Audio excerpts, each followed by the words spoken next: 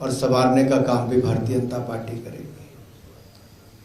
और पिछले 5 वर्ष अगर आप आरजेडी, कांग्रेस और झारखंड मुक्ति मोर्चा की सरकार के देखेंगे तो यहां झारखंड के लोगों को लव जिहाद, लैंड जिहाद यही मिला है और इसके माध्यम से यहां की जनसंख्या और जमीन के संतुलन को बिगाड़ने का काम हो रहा है।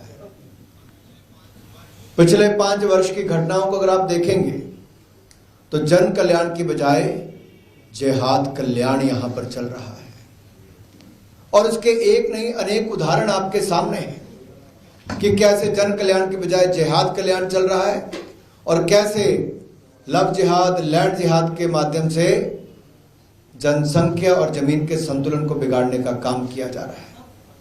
आदिवासी बहनों को बहला फुसलाकर उनके अधिकार मारे जा रहे हैं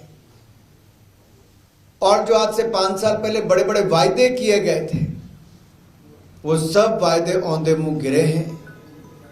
झारखंड की जनता अपने आप को ठगा हुआ महसूस करती है और एक नहीं अनेक फ्रंट पर आरजेडी, कांग्रेस और जेएमएम ने झारखंड की जनता को ठगा है।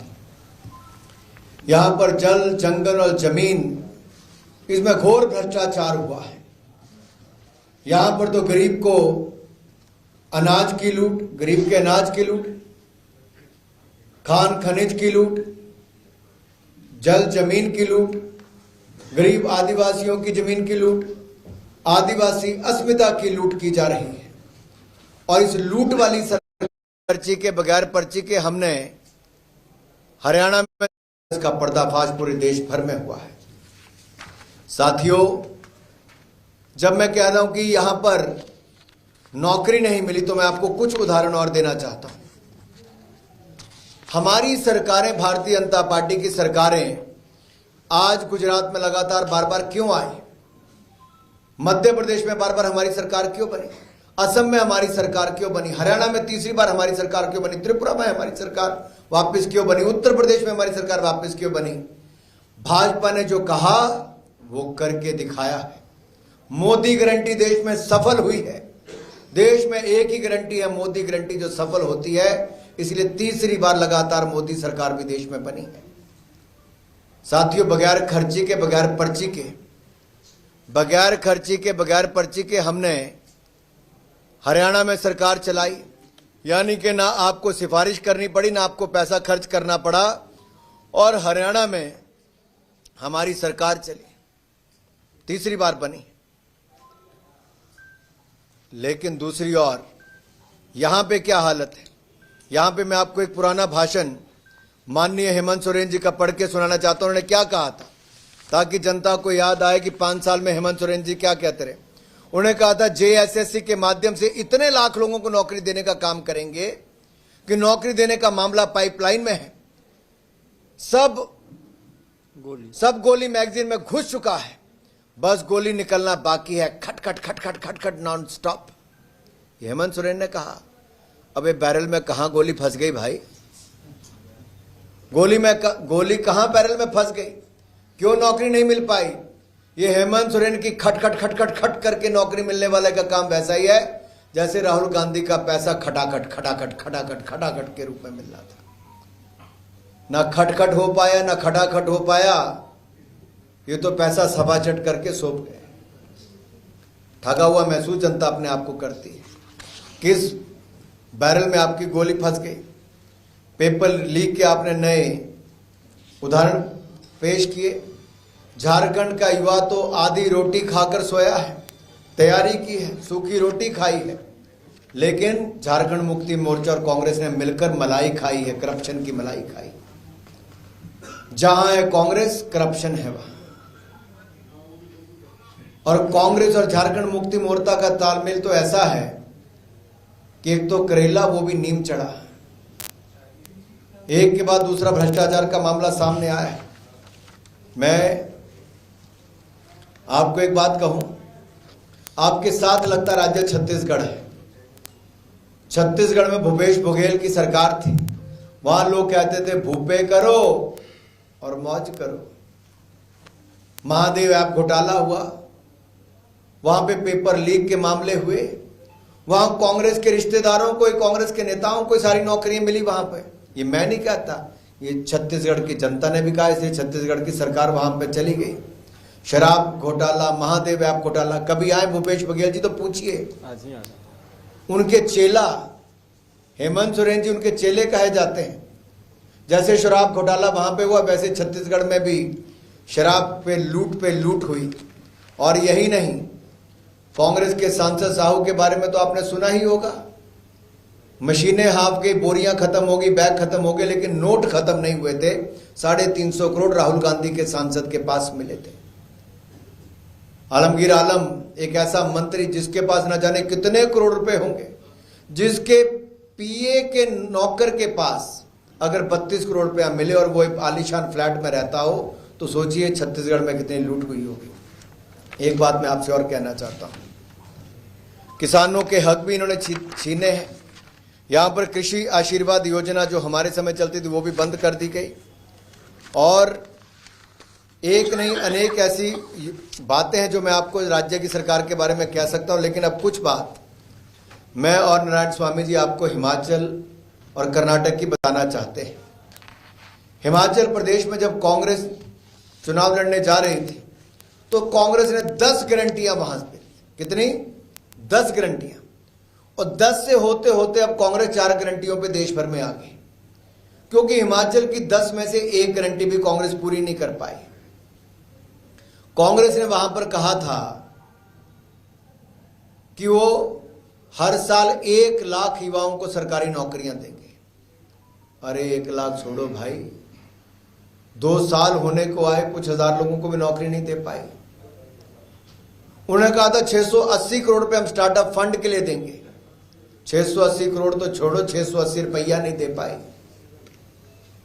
उन्होंने कहा था हम 2 रुपए किलो गोबर खरीदेंगे। 2 साल होने को आगे 2 लोगों से भी 2 रुपए किलो गोबर नहीं खरीदा है। उन्होंने कहा था हम 100 रुपए लीटर दूध खरीदेंगे। संजय भाई 100 रुपए लीटर दूध तो छोड़िए, 50 रुपए लीटर दूध भी वहां पर हिमाचल प्रदेश में नहीं खरीदा जा रहा। उन्होंने कहा था हम 300 यूनिट बिजली के मुफ्त में देंगे। अरे 300 यूनिट बिजली के मुफ्त में छोड़िए साहब, वहां तो सरचार्ज लगा दिया, मिल्क सेस लगा दिया, पर्यावरण सेस लगा दिया, बिजली के यूनिट के दाम बढ़ा दिया। और जो भाजपा की सरकार 125 यूनिट बिजली के मुफ्त देती थी वो भी बंद कर दिए। 300 यूनिट देना तो दूर की बात है। हम पानी मुफ्त में देते थे, उन्होंने पानी पे भी 100 रुपया सरचार्ज कांग्रेस की सरकार ने लगा दिया। और यही नहीं, पेट्रोल और डीजल पे 3-3 बार वैट लगाकर पेट्रोल और डीजल के दाम भी इन्होंने हिमाचल प्रदेश में कई गुना बढ़ा दिए। यहीं पे रुके नहीं, इन्होंने बागवानों को कहा था कि सेब और फलों के दाम हम आपको उचित देंगे, बागवान दाम तय करेगा। अरे बागवान ने दाम क्या तय करने थे, खरीदी बंद हो गई। नदी नालियों में सेब बहाने पड़ गए हमें, ऐसी हालत वहां पे खड़ी कर दी। इन्होंने कहा था महिलाओं को 1500 रुपया देंगे। नारायण स्वामी जी हमारे राज्य में कहा था कि अगर एक परिवार में 4 महिलाएं भी 18 साल से ज्यादा की होंगी तो 1500 रुपया हर महिला को देंगे। अरे 1500 हर महिला को छोड़िए, एक महिला को भी 1500 रुपया नहीं मिला है। 2 साल होने को आ गए हिमाचल प्रदेश में।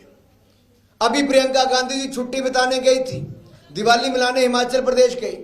हिमाचल के चुनाव के बाद 3 बार प्रियंका गांधी जी आई, लेकिन 3 लोगों से भी हिमाचल प्रदेश में नहीं मिली, क्योंकि एक भी गारंटी हिमाचल प्रदेश की पूरी नहीं की है। आज राहुल गांधी जी, प्रियंका गांधी जी, खड़गे जी अपनी शक्ल दिखाने के लायक हिमाचल प्रदेश में नहीं रहे, क्योंकि झूठे वायदे किए, झूठे दावे किए। ऐसा कोई बचा नहीं जिसको कांग्रेस ने ठगा नहीं। और हालत देखिए, जो 1500 रुपए देने थे वो 23 लाख महिलाओं को देने थे, आज 23,000 महिलाओं को भी नहीं दे पाए। ओल्ड पेंशन स्कीम की बात करते थे, वो भी औंधे मुंह आकर गिरी। आज हालत ये है संजय भाई,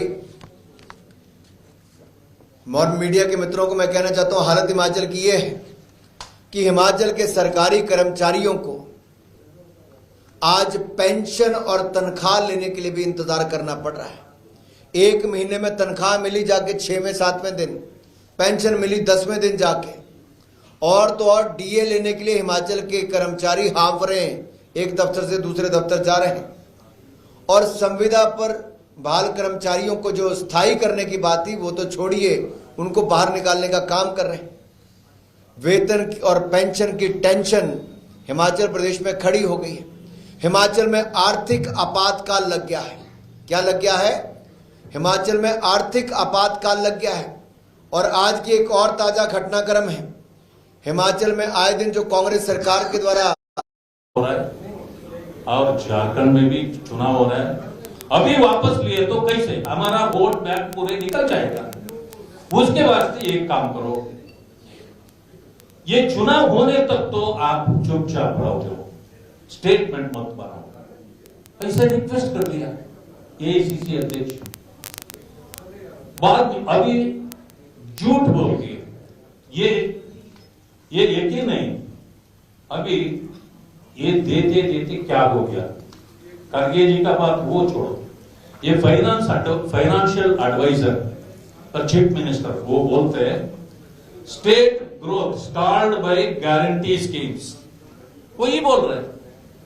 फाइनेंशियल एडवाइजर, सही, Karnataka chief minister financial adviser. ये एक दूसरे लोग बोलते हैं, एमएलए बोलते हैं देखो ये गारंटी के वास्ते पूरे डेवलपमेंट अभी स्टार्ट हो गया है। अभी किसको भी पैसे नहीं दे रहा गवर्नमेंट। ऐसे हो गया तो अभी आने वाला असेंबली इसमें सेशन में मैं सुसाइड कर लेता हूं, ये एमएलए बोल रहा है। उनकी एमएलए, कांग्रेस की एमएलए। देखो ऐसा हालत कर्नाटक में चल रहा है। ये गारंटी के बाद हुआ, बाद में कैसे लूट हो रहा है। खुद मुख्यमंत्री एक दलितों की जमीन लेके वो मैसूर अर्बन डेवलपमेंट अथॉरिटी 1992 में कब्जा कर लिया, साइट बना लिया, वो दूसरों को अलाट भी हो गया।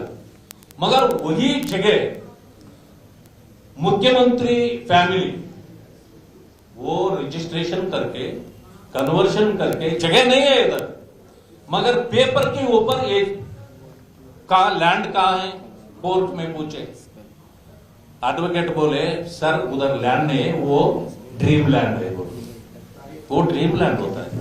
वैसे 14 साइट इनको अलाट कर लिया। उसमें भी ये देखिए ये सारी बातें 11,000 मात्र नौकरियां दे पाए, उसमें से भी 17 लोगों की जान ले ली युवाओं की, और युवा अपने आप को ठगा हुआ महसूस कर रहा है। पेपर लीक नहीं रोक पाए। कौन वोट देगा? ना महिला खुश, ना युवा खुश, ना जवान खुश, ना किसान खुश। ये तो केवल तुष्टिकरण की राजनीति करते रहे। ये तो लैंड जिहाद और लव जिहाद में फंसे रहे, जमीन और जनसंख्या के संतुलन को बिगाड़ने में लगे रहे। ये तो केवल करप्शन की मलाई खाते रहे और माला